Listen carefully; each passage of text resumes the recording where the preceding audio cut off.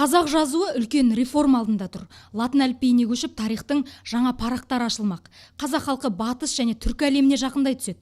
Ендігі мәселе латын графикасына қалай өтеміз? Қазірдің өзінде 100-ден астам жоба бар. Қазақстанның түкпір-түкпірінен Алматыдағы тіл білімі институтына өз үлгілерін ұсынушы көп. 100-ден астам жоба ұсыныс ретінде келіп түсті. Оның ішінде ғалымдардың жобасы да бар, бағдарламашы компьютер мамандарының да жобасы бар. Әуел десеңіз зейнетте отырған ақсақалдарымыздың да жобасы бар, мектепте оқып жүрген оқушының да жобасы бар. Біз олардың барлығына сараптама жасап, сараптан өткізіп отырамыз. Латын әліпбиіне әлдеқашан көшіп үлгерген түркі халықтарында 3 түрлі үлгі бар. Олар диакритикалық үлгі, апостроф арқылы таңбалау және қосарлы әріптермен белгілеу.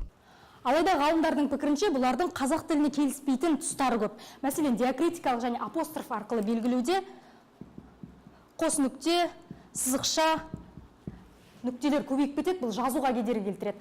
Ал қосарлы әріптер арқылы беруде жазу шұбалаңқы болады. Бұл өз кезегінде экономикалық жағынан тиімсіз. Сондықтан осы мәселені 10 жылдан бері зерттеп жүрген маңғыстаулық Қуантқан Ыбанов ең оңай жолды ұсынып отыр. Ол 100 жылдық тарихы бар халықаралық фонетикалық әліпбиден дайын әріптерді алу. Ортақ графикада әлемнің бүкіл дыбыстары бар көрінеді. Менің әліпбиімде жаңағыдай жазуға қиындық дейтін жоқ. Диакритикада жоқ, қос әріпте жоқ. Бірақ әріптің саны 32. Соған мен басқа бір таңбаларды пайдаландым. Ол таңба және оның ерекшелігі, ол таңба бүкіл дүние жүзіне ортақ таңба. Ол фонетикалық таңба.